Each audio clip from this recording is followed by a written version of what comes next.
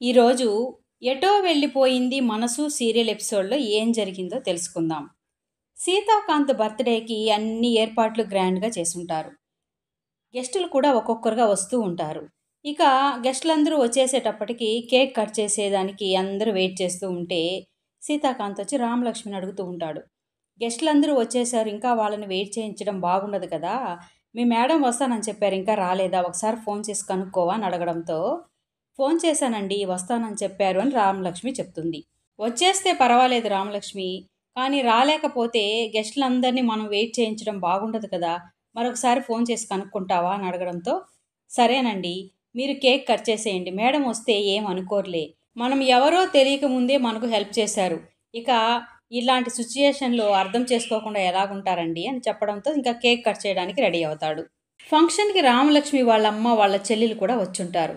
సందీప్ భార్య అయితే వాళ్ళ అత్తయ్యతో, ఎల్లండి అత్తయ్య, కేక్ కట్ చేస్తూ ఉంటే మీరు ఇక్కడున్నారేంటి, పక్కన వెళ్ళి నిలబడుకోండి అని అంటుంది. వద్దులే, ఎందుకంటే అక్కడికి వెళితే ఖచ్చితంగా రామలక్ష్మి నన్ను అవమానిస్తుంది, దానికంటే ఇక్కడే ఉండడం బెటరు అని ఆమె అంటూ ఉంటుంది. అంతలో సీతాకాంత్ వాళ్ళ అమ్మని చూసి దగ్గరికి పిలుస్తాడు. అక్కడే ఉన్నావేంటమ్మా, వచ్చి నా పక్కన నిలబడు, ఏ రోజైనా నువ్వు పక్కన లేకుండా నేను కేక్ కట్ చేశానా, రా అని పిలుస్తాడు.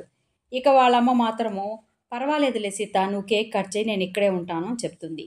రామలక్ష్మి అయితే, మీరుండండి, నేను అత్తయ్య గారిని నేను పిలుస్తానని రామలక్ష్మి వాళ్ళ అత్త దగ్గరకు వచ్చి ఇలా చెప్తూ ఉంటుంది.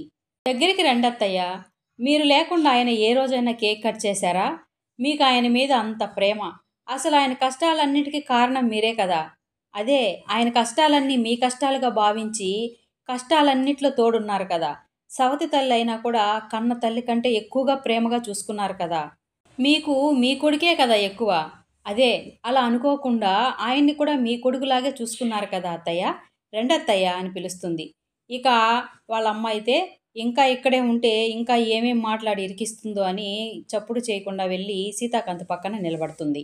తర్వాత సీతాకాంత్ కేక్ కట్ చేసి కేక్ ముక్కని ముందుగా వాళ్ళ అమ్మ నోట్లో పెట్టబోతూ ఉంటే వాళ్ళ తాతయ్య అయితే, ఆగు సీత, ప్రతి సంవత్సరం ఇన్ని సంవత్సరాలుగా ఫస్ట్ మీ అమ్మకే కదా తినిపించావు, ఇప్పుడు నీకు పెళ్ళయింది, నీ భార్యకి తినిపించరా, చూసే వాళ్ళకి బాగుంటుంది, నాకు సంతోషంగా ఉంటుంది అని అంటాడు.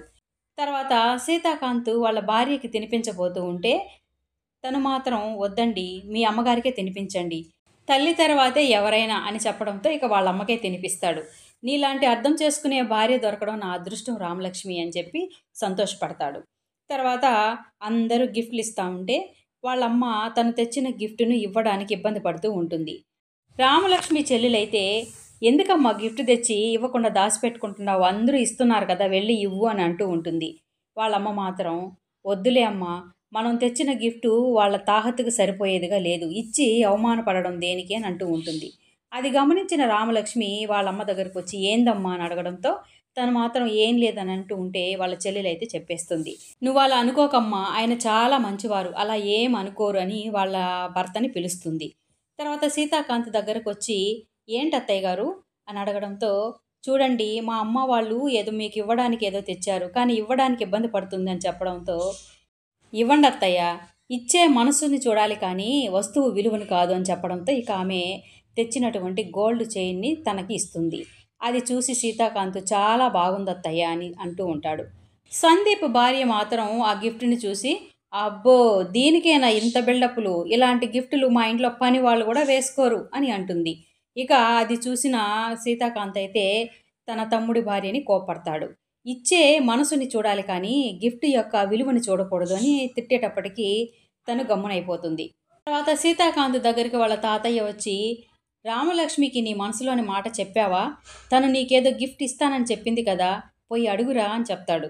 రామలక్ష్మి కోసం సీతాకాంత్ ఒక రింగు తీసుకుని ఉంటాడు.